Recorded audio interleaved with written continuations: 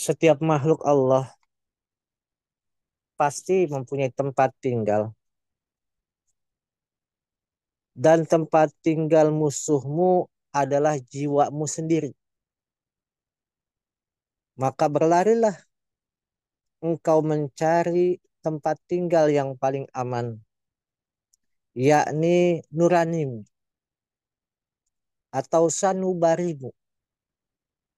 Tinggallah dalam nuranimu atau sanubarimu dengan cara menjauhi dirimu dari kehendak atau keinginan dirimu sendiri. Setiap manusia yang menjadi musuhnya adalah dirinya sendiri. Kalau dia mampu untuk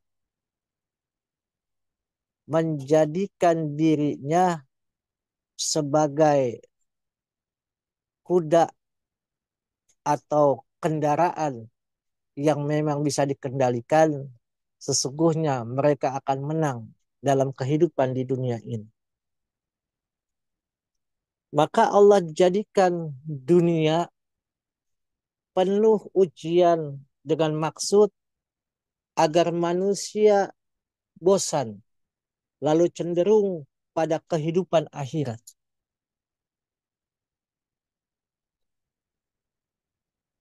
Syekh Ibnu Athaillah As-Sakandari mengatakannya dalam kitab Matnul Hikam, innama ja'alaha mahallan lil aqyari wa ma'dinan lil aqdari tadhidan laka fiha. Bahwasannya Allah menjadikan dunia ini sebagai tempat ujian atau kesedihan dan sebagai sumber kekeruhan agar kamu merasa bosan terhadapnya. Kalau kita pikir-pikir, memang sungguh tidak menyenangkan hidup di dunia ini. Coba kita bayangkan, kita ilustrasikan. Hanya sementara tetapi penuh dengan ujian. Kalau memang dunia ini tidak sementara, mungkin semua manusia dari bapak, kakek, nenek kita akan betah dan mereka akan meninggal dunia. Maka dunia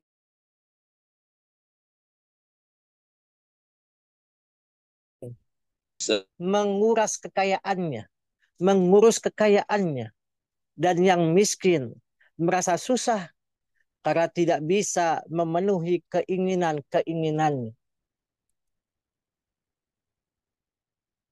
Begitulah kehidupan dunia.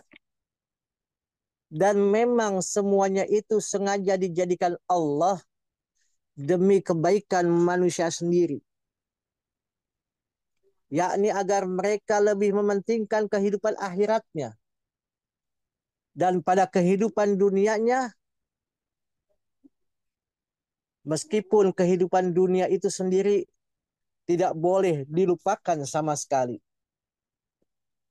Jadi kita lebih mementingkan kehidupan akhirat daripada kepentingan dunia itu sendiri. Karena dunia itu lahun laibun. Adalah tempat sendak gurau yang dapat melalaikan kita.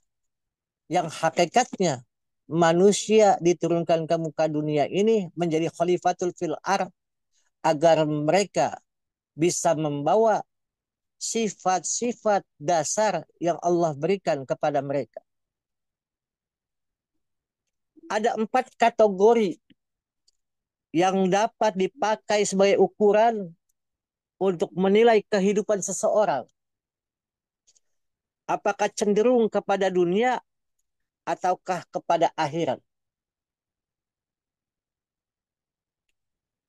Keempat kategori tersebut. Yang pertama adalah manusia hamba materi atau kebendaan. Yang berarti hidupnya mulia ketika di dunia. tetapi hina ketika di akhirat. Sungguh celaka orang yang termaksud dalam kategori ini. Kalau dalam kategori ini kita termasuk dalamnya, itu sungguh celaka bagi kita semua. Memang mungkin ia dapat mencapai kemuliaan di dunia, tetapi di akhirat nanti ia akan mendapatkan kehinaan. Seseorang yang demikian ini selalu mencurahkan seluruh tenaga dan pikirannya terfokus untuk mengumpulkan materi sebanyak-banyaknya sehingga lupa pada kewajiban-kewajiban terhadap Tuhannya. Jiwa dan pikiran tidak bisa beristirahat dengan tenang karena selalu dipenuhi oleh khayalan-khayalan yang membubung, yang menuntut dirinya untuk segera mencapainya.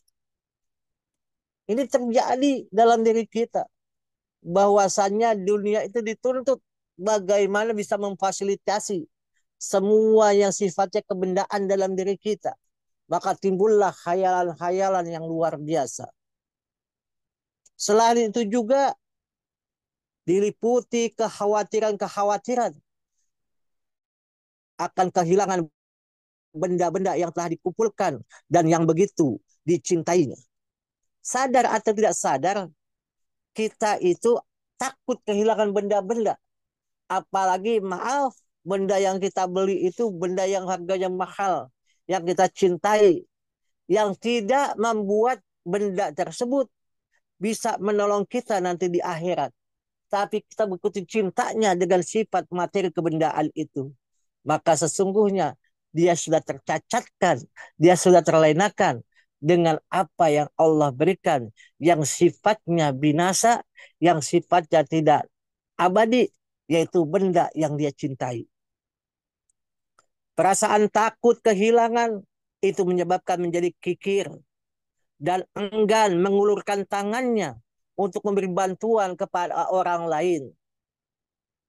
Mereka beranggapan bahwa di dunia inilah tempat kesenangan. Mata hatinya telah tertutup. Hanya mata lahirnya saja yang masih berbinar-binar menyaksikan keindahan dunia. Mereka sama sekali lupa atau memang sengaja tidak memperdulikan lagi tentang firman Allah surat Al-Imran ayat 4 yang Allah artikan, dijadikan indah pada pandangan manusia kecintaan kepada apa-apa yang dia ingini, yaitu wanita-wanita, anak-anak, harta yang banyak dari jenis emas, perak, kuda, pilihan binatang-binatang, ternak dan sawah serta ladang. Itulah kesenangan hidup dan di sisi Allah lah tempat kembali yang baik, yaitu di sisi Allah yang kekal dan bako adanya. Di dalam surat Al-Imran sendiri, di dalam ayat 185 Allah berfirman pula yang menguatkan apa yang disampaikan surat Al-Imran ayat 4 tersebut. Kehidupan dunia itu tidak lain hanyalah kesenangan yang memperdayakan. Lahwun laibun.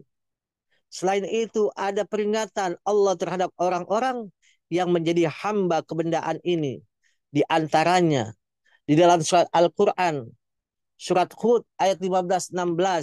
Barang siapa yang menghendaki kehidupan-kehidupan di dunia dan perhiasan, niscaya kami memberikan kepada mereka balasan pekerjaan mereka di dunia dengan sempurna. Dan mereka di dunia itu tidak dirugikan. Itulah orang-orang yang tidak memperoleh di akhirat kecuali mereka. Dan lenyaplah di akhirat itu apa yang telah mereka usahakan ada di dunia. Dan sia-sialah apa yang mereka kerjakan. Maka setiap manusia yang terfokus dengan keduniaannya saja, dia lupa sesungguhnya dunia itu akan melarikannya, melupakannya untuk bisa kembali kepada alam akhirat. Sejatinya kita adalah perantau-perantau yang akan kembali ke habitat semula, yaitu pulang kampung. Sekarang saja secara namanya jasmania, mereka sudah berbondong-bondong. 3 bulan yang lalu sudah memesan tiket untuk pulang ke kampung halamannya masing-masing. Itu kampung halaman secara jasmania. Apalagi kampung halaman secara akhirat. Yang kita kembali ke kampung halaman yang sejati. Yaitu kehadirat Allah Azza wa Jalla. Maka persiapan itu betul-betul matang. Bukan hanya kita punya tiketnya yang luar biasa untuk ikhwan semua dengan talqin zikir itu adalah tiket yang maha luar biasa, maha indah, maha cepat perjalanan yang tidak ada lampu merahnya, tidak ada lampu kuningnya, tapi hanya lampu hijau sampai ke hadapan Allah. Maka sungguh bersyukur kita ditemukan oleh Syekh Mursyid. Masyarul ikhwan rahimakumullah. Kategori yang kedua adalah manusia hamba kerohanian. Yang berarti hidup hina di dunia, tetapi mulia di akhirat. Yang dimaksud manusia yang diperhamba oleh rohaninya adalah seseorang yang karena iman dan takwanya yang membabi buta hingga seluruh hidupnya hanya diperuntukkan ibadah dan mencari kepuasan batin atau rohaninya semata. Waktu-waktu yang dihasilkan di masjid, di musola, ataupun di rumah yang dijadikan tempat-tempat beribadah untuk mengerjakan sholat dan zikir sebanyak-banyaknya, atau untuk berdakwah dari satu tempat ke tempat lainnya. Akan tetapi untuk mencukupi kebutuhan-kebutuhan hidupnya sendiri atau keluarganya, ia menggantungkan pada belas kasih orang lain. Ia tidak mau berusaha sendiri mencarinya karena merasa khawatir akan terpengaruh oleh keduniawian. Orang-orang yang demikian ini pada hakikatnya tidak mau mengamalkan kandungan isi Al-Quran. Terutama dalam surat Al-Jumu'ah ayat 10. Apabila telah ditunaikan sholat, maka bertebaranlah kamu di muka bumi. Dan carilah karunia Allah sebanyak-banyaknya supaya kamu beruntung. Dari penjelasan ayat tersebut, nyatalah bagi kita bahwa seseorang muslim itu tidak hanya disuruh melaksanakan sholat saja, puasa saja, zakat saja, atau zikir saja, tetapi juga wajib mencari harta, baik untuk mencukupi kebutuhan-kebutuhan hidupnya sendiri maupun kebutuhan-kebutuhan orang yang menjadi tanggungan. Jadi kita tidak diajarkan pula hanya untuk beribadah kepada Allah saja, hanya hablum minallah, tapi kita lupa kepada hablum minannas. Atau yang sebaliknya, yang tadi dia cinta semua dengan hablum minannasnya, tapi lupa kepada hablum minallah. Kategori yang ketiga, manusia muslim dua segi, yang berarti hidup di muka di dunia dan mulia di akhirat nanti. Dia mulia di muka dunia dan mulia nanti di akhirat. Orang-orang yang benar beruntung adalah orang-orang yang menyambungkan antara kebutuhan jasmani dengan kebutuhan ruhaninya sehingga dapat tercapai kebahagiaan hidup di dunia dan di akhirat. Terhadap orang-orang demikian, Allah telah melukiskannya dalam Al-Quran. Surat Al-Baqarah ayat 201 sampai 202 yang artinya, dan di antara mereka ada yang berdoa, ya Tuhan kami, berilah kami kebaikan di dunia maupun di akhirat, dan peliharalah kami dari siksa api neraka. Rabbana atina fid dunya hasanah wa fil akhirati hasanah wa qina azabannar. Mereka itulah orang-orang yang mendapatkan bagian dari apa yang mereka usahakan. Dan Allah sangat cepat perhitungannya. Orang-orang termasuk dalam bagian ini apabila mencari harta, maka ia selalu berpegang teguh pada garis-garis muamalah dan tijarah yang sudah ditentukan oleh agama. Dan apabila beribadah, maka ibadahnya itu ia laksanakan sesuai dengan diperintahkan oleh agama dan tidak berlebih-lebihan. Sehingga tidak sampai melupakan kepentingan dunianya. Selain itu, dalam berusaha atau bekerja dalam rangka memenuhi kebutuhan hidupnya sendiri maupun kebutuhan keluarga menjadi tanggungannya. Selalu ia niatkan untuk beribadah kepadanya dan bukan untuk mencari harta semata. Ini adalah kategori yang betul-betul secara hablum minan nasnya jalan, hablum minallahnya betul-betul dia laksanakan. Inilah tipe yang memang luar biasa yang diberikan agar kita tidak meninggalkan dunia tapi tidak melupakan akhirat.